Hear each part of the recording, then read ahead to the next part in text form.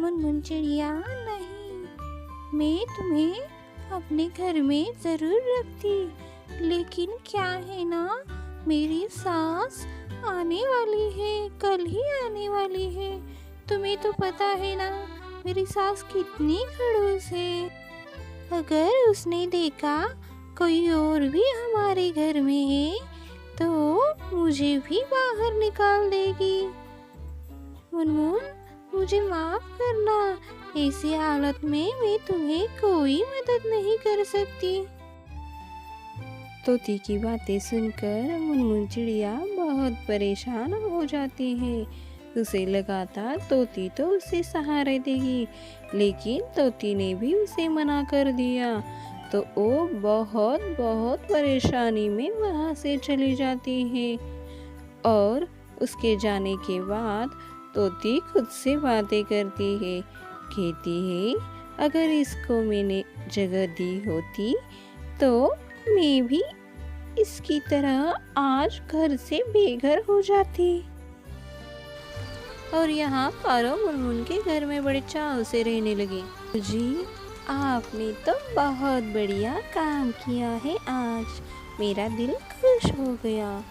ओ मुनमुन चिड़िया बहुत इतराती थी ना, वो बहुत अच्छी है और अपने घर में रह सकती है। ऐसी बारिश में खाना भी बहुत सारा उसने इकट्ठा किया है। उसने मुझसे पंगा लिया ना, देखो इस बारिश में बेघर हो गई ना। कभी भी पारो से पंगा नहीं लेनी चाहिए।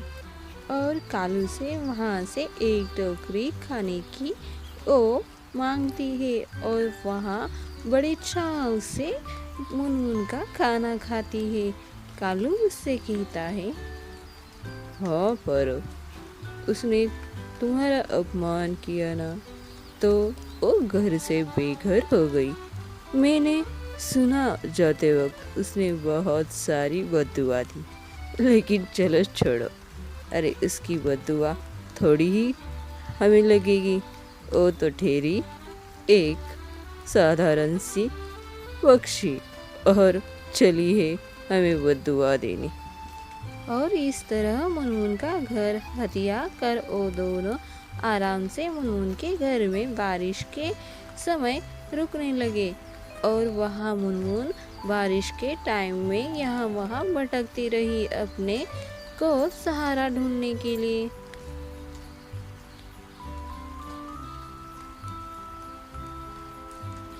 मुनमुन चिड़िया सहारा ढूंढते ढूंढते थक जाती है, लेकिन उसे कोई सहारा नहीं मिलता।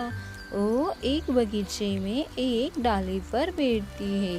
तभी वहाँ का गुलाब का पौधा बारिश से वो बातें करता है। हे बारिश, कितना बरसोगे? मुझे ठंड लग रही है।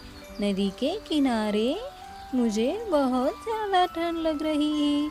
नदी का पानी भी ठंडा ठंडा है और तुम भी बहुत देर से बरस रहे हो। अब तो रुक जाओ ना, नहीं तो मेरे ये गुलाब सारे के सारे नीचे जड़ जाएंगे।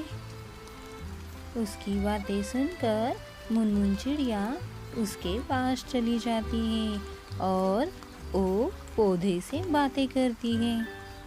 क्या हुआ गुलाब, इतना नाराज क्यों हो बारिश से? बारिश का मौसम है तो बारिश बरसेगा ना। तुम्हें तकलीफ हो रही है क्या? मैं तुम्हारी मदद कर सकती हूँ। चिड़िया, तुम कौन हो और कहाँ से आई हो और तुम मेरी कैसी मदद कर सकती हो? तुम्हें देखकर मुझे ऐसा लगता है तुम पहले से ही परेशान हो और मेरी कैसी मदद कर सकती हो? चिड़िया, मैं तुम्हें तकलीफ नहीं देना चाहता।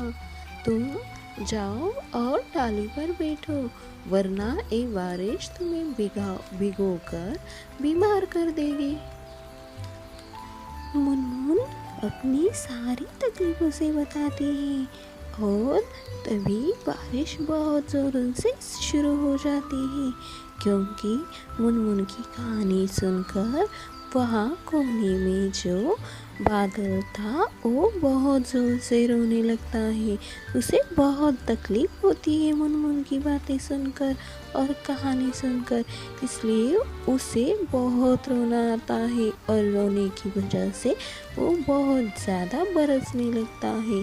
इसी वजह से मुनमुन गुलाब के पौधे पर अपने पंख फैलाकर उसे आसरा देती है और बारिश से बचाती है। एक बादल भी देखता है और गुलाब भी। पूरी रात मुनमुन ऐसे ही अपने पंख फैलाकर गुलाब के पौधों का संरक्षण करती है। ये देखकर गुलाब का पौधा आश्चर्यचकित हो जाता है। मुनमुन चिड़िया की एने की देखकर गुलाब बहुत खुश हो जाता है, क्योंकि वो एक जादुई गुलाब था और मुनमुन की परेशानी देखकर उसने उससे चाल चलवाकर उसकी नेकी का टेस्ट लिया और उसमें वो मुनमुन पास हो गई। मुनमुन चिड़िया, मुझे माफ़ करना, मैं एक जादुई गुलाब हूँ। तुम्हारी परेशानी मैंने पहले से ही भांप ली थी और तुम्हारी नेकी का टेस्ट लेना चाहता था। इसी वजह से मैंने तुम्हें रात भर तुम्हारे नेकी का टेस्ट लेने के लिए समय दिया और उसमें तुम पास हो गई। और मैं एक जादुई गुलाब हूँ। मेरी इतनी मदद करने के लिए शुक्रिया। और तुम्हें अब मैं एक जादुई गुलाब का घर बनवा कर देता हूँ। तब उस घर में तुम अपना अंडा देना।